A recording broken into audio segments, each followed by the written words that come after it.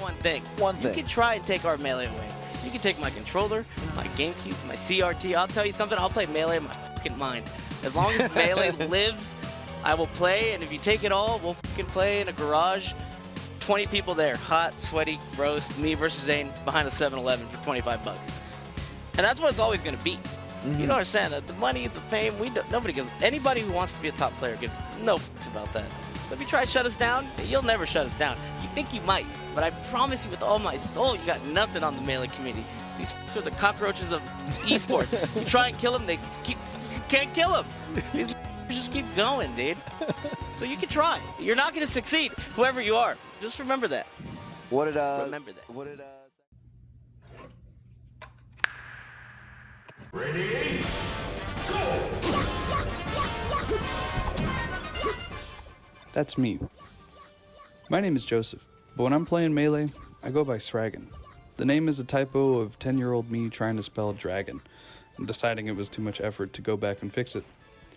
A long time ago, in toddler terms, my friends Kaylee, Kiernan, and Arrow attended an event known as CT GamerCon with me. This was the first major Melee event I had ever been to, and, like a gas on a fire, lit the metaphorical flame of wanting to play Melee. Before GamerCon, there was Genesis X2. This was another major yearly tournament where the best of the best match up to compete against each other. A player named Hungrybox, HBox for short, won. I was not cheering for him at this tournament, but his pop-off was so emotional that it hit me just how incredible this game can be. That's Mango. His name is also Joseph. In 2022, he won a major event and gave us such a memorable speech that captured the essence of Melee today. The cockroaches of esports. I'll play Zane for $25 behind a 7-Eleven. Melee is far from dead.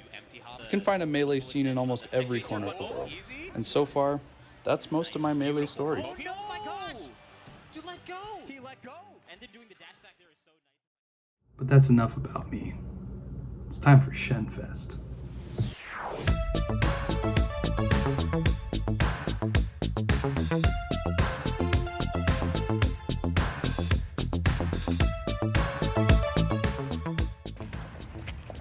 I'm walking up to Shenfest right now. Let's play some fucking Melee.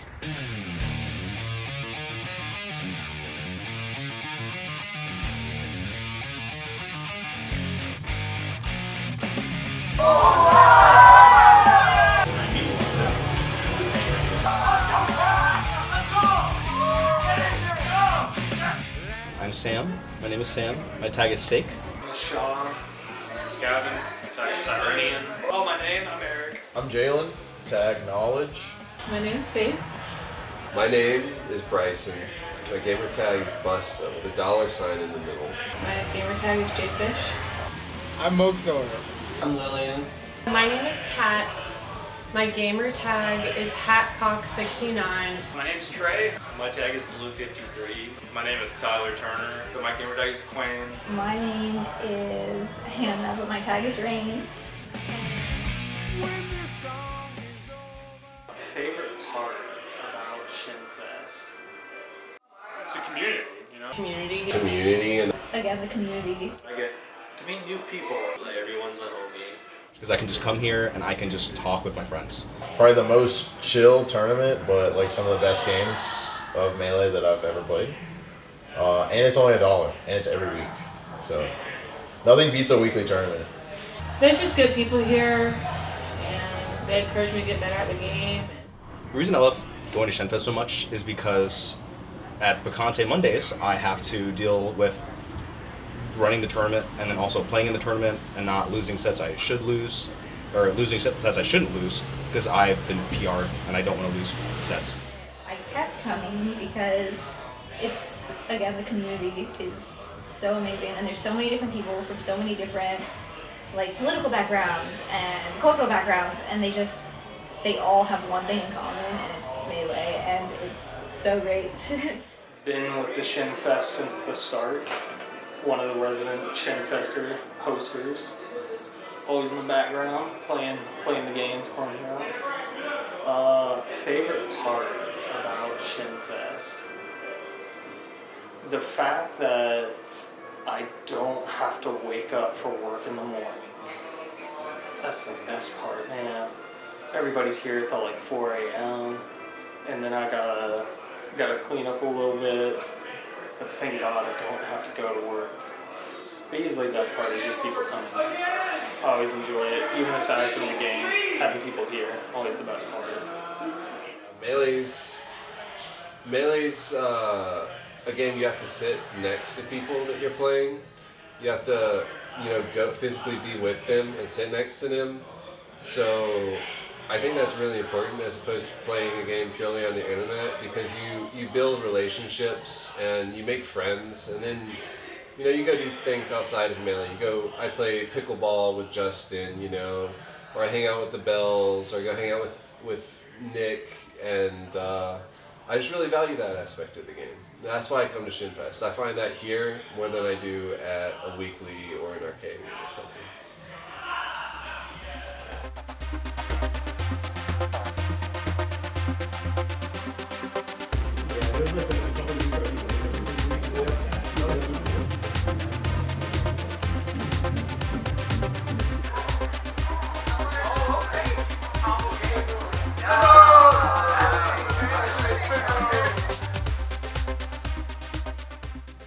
For those of you unfamiliar with brackets, the first step is seeding.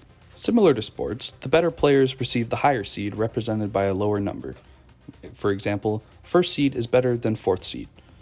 Seeding at a fest like this is done on the fly, usually without a process, and just whatever our lovely TO wants. Justin still tries hard to make it fair, putting favorites to win such as Sake, Hollow, and Blue 53 at or near the top. It's time to look at and analyze this bracket. There were 22 total participants, and there were no upsets in round 1. Only one upset in round 2, seeing 10 seed Jalen upsetting 7 seed Act or Sean. Jalen met an unfortunate matchup, getting swept by one of the toughest opponents in this bracket, and also 5-time Shenfest winner Blue 53, known for his Falco. Moving on to winners round 3 and 4 and the semifinals, we see the juggernauts of this tournament rear their heads. The statewide power-ranked TO and 4-time Shenfest winner and my nominee for best dressed at this bracket, Sake. Seeding first and favorite to win this week, Sake puts on a dominating performance to make quick work of Mr. Host himself, Justin Chanel, and one-time winner, arguably the best Captain Falcon in the region, Busta. Second seed, Blue 53, and third seed, Hollow match up in round 4 for one of the closest and most legendary bracket matchups of this week. A close 2-1, but the 20-time Shenfest winner and third-seeded Hollow takes the match with his Sheik, moving on and losing to Sake in a hard-fought semifinals match. As players drop from winners bracket, they move down to the lower bracket. Anything can happen, and we see the 11-seed Cyrenian making it through Mystic, 5th-seed Queen, and one-time Shenfest winner, even though it's not officially recognized, 7th-seed Act. Another player to keep an eye on moving forward is Killbugs. I like down smashing as Peach on intoxicated individuals. Coming to play, they're breezing through losers bracket on the verge of elimination. The last losers bracket games are here. Who moves on? Will there be Cinderella stories? Cyrenian's Cinderella run comes to an end after a tough loss to Blue 53, who has no sign of slowing down after that loss to Sake. But Killbugs continues their run past Busta, knocking the former champion out of the tournament. They're set to face Blue. Do they have what it takes?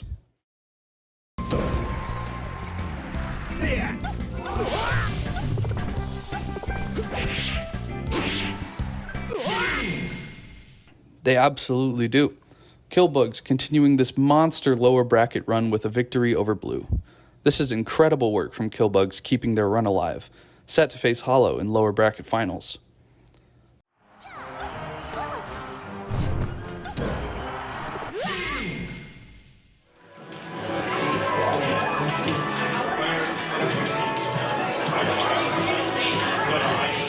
Killbugs is able to take a map, but is unable to keep the momentum going. The 20-time winner is looking for his 21st, but he'll have to beat Sake twice if he wants to claim that title.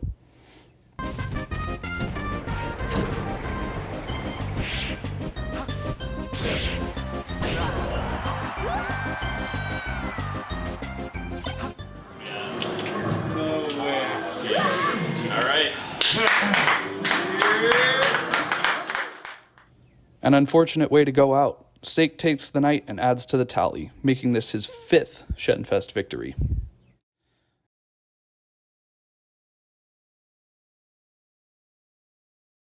But that's why we have Shenfest. It's the best tournament series that there's ever been. You can get high and drunk and play as much Melee as you want and sulk about it later, whatever you want to do.